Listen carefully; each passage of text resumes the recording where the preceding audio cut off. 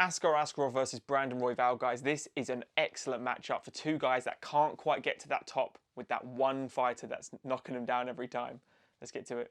So Askar Askarov, guys, lost last time out against Kai Kara-France, and you have to give Kai so much credit with the game plan he had in that and how much he's improved.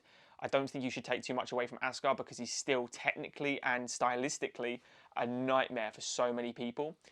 He's ragdolled so many guys time and time again. You think of the Benavidez fight, how he just messed him up completely. You know, he's making fights not competitive, which is really a skill to do, which is why you have to give Kai so much credit. He's looking to grind you out, get that body lock, get those trips, and pin you to the floor to work his grappling.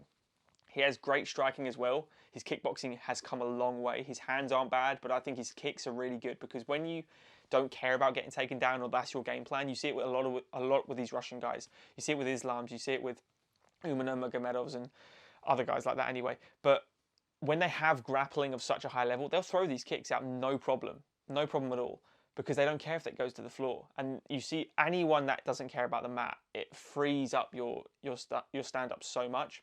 And I feel like Askar's going to go down that route of he's just going to start throwing stuff and trying different things, because if it engages any form of the grappling, that's what he wants. He's looking to close that gap as quickly as possible, because when he can't close that gap as quickly as possible, and when he has to get into a striking matchup, you saw what happens. You saw what Kai can do to you.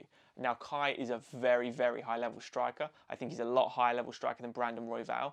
But what Brandon Royval has, which Kai doesn't have, is the complete unorthodox creativity out of the nothing. Create out of nothing, and that's what Royval does. So Brandon Royval, guys, lost twice, obviously, to Pantoja and to Moreno. No faults there, because Pantoja is the most overlooked guy in the division to me, and Moreno, we know what Moreno can do. The Bontorin fight was interesting because Bontorin managed to get that clamp in a lot, get that body lock, squeeze in tight, drip him to the floor, and countless times ragdoll him around. Now, the inversions and the way he can get up by threatening submissions with the leg locks, anything like that with Royval, is how he manages to get to his feet a lot of the time. He's not as easy to take down as I think he actually appears. I think the guys that are in this division that can take you down are just so elite at that. It shows. Not to mention Bontorin looks like he should be 2 weight classes above. What he does have, though, is that unexpected snap. Like I said earlier, I mean, the Matt Schnell guillotine he did was just... And we know how good Matt Schnell is on the ground as well.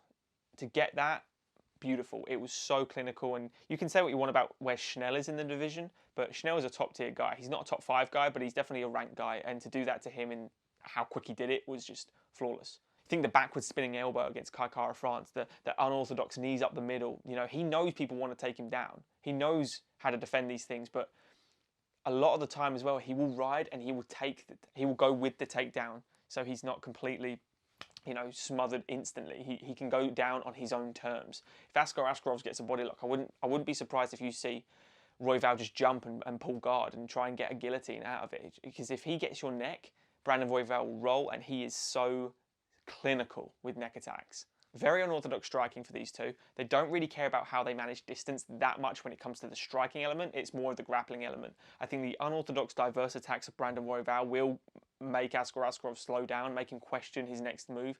It won't be as, I'm just going to put all my eggs in one basket, I'm going to go for a takedown, I'm going to get Royval. Because if that doesn't work, he's kind of stuffed, and it kind of showed against Kai Kara.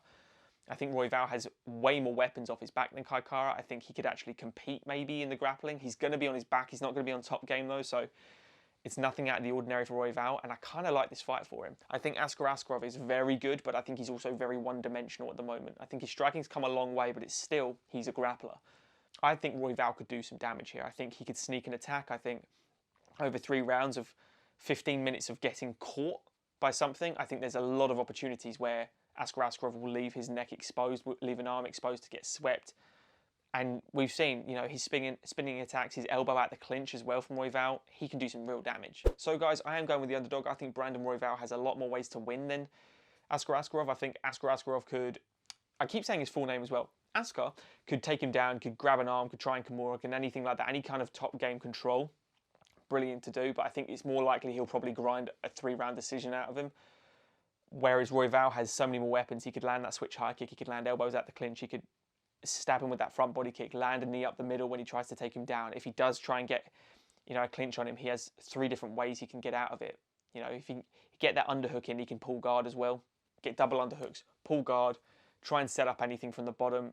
really threaten off his back as well, and the creativity and the striking of Royval. And I think he's just on a roll. I think he knows what he wants to do. He's not going to be fearful of the takedown. I know he's going to be training a full camp for Askar, so there's only one thing you've got to train for, really. So guys, I am going with the underdog. I'm going with Royval. Let us know in the comments below who you think is going to win. Like the video if you have enjoyed it, and subscribe to the channel if you are new, and really enjoy this fight, guys. It's a good one. Chisel.